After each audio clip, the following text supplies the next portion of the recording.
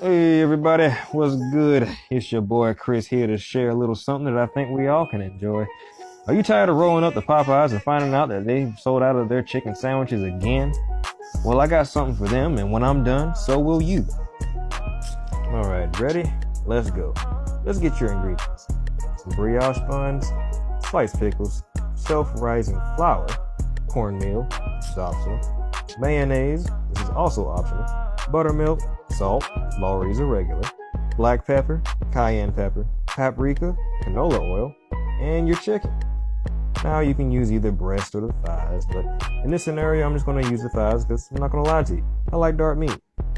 Alright, before you continue any further, please go in there and wash your nasty hands. Because I'm going to tell you right now, this meat can wait a couple of seconds, and bacteria won't. So, yeah, make sure you get them hands clean before you touch anything in this kitchen. I can wait. Pause the video. Go ahead. Alright, now that you washed your nasty hands, let's go ahead and get to work. Go ahead and pop open that chicken and get you a few pieces that you think will go good with this meal. Wash it off in the sink. Then after that, cut off whatever pieces of fat on there that you don't want on there. I'm not gonna lie, some people may want to keep the fat. Well, in this scenario, I cut off the fat. When you're done, place the raw chicken on a paper towel covered plate. Just like the example that's been shown on this picture. After you lay it down on the paper towel, go ahead and fold the paper towel over the chicken to absorb some of the excess raw chicken juice and water off of it. This will help out later on with the cooking process. Just like this.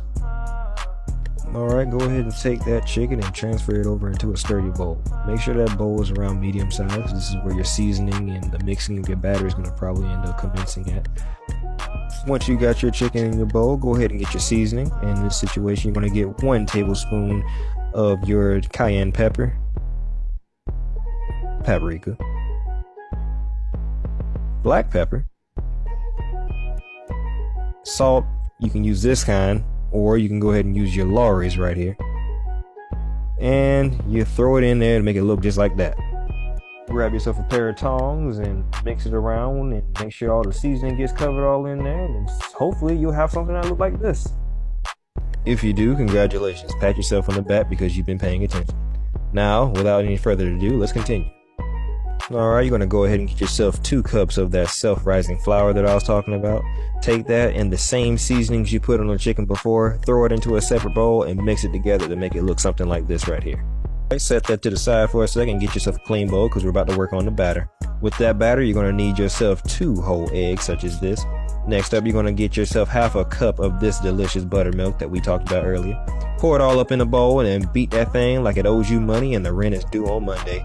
When you're done, you'll have something like this. Once you got your batter properly beaten, go ahead and take a hold of that bowl and pour it into the chicken that you seasoned oh so tenderly earlier before. Might be a little messy, but don't be scared of it. Go ahead and mix it around. Make sure it's all nice and coated because this part is important. When you're done, go ahead and wrap that sucker up and throw it in the refrigerator. Do not touch it for a whole 3 hours. I'm telling you, do not touch it. Leave it in there. Let it stay in there for a whole 3 hours. Let it marinate. This is the brine, and this can make the flavor sink in and make it all nice, juicy, and tender. Okay, when the time's up, pull it out of the refrigerator, pop it open, and take a look at what you've done. Grab your flour, put your chicken in there, and make sure you roll it around. Get every single inch of that chicken covered in the flour so that way it looks like this right here. When you're done with that, go ahead and get your canola oil, pour it into your pot, and fill it up to about half an inch worth of oil in the pot. Light it up. And then throw your chicken in there. Make sure you let it fry for 5 minutes on each side. One side 5, the other side 5. Put it on the towel just like that. Let it dry.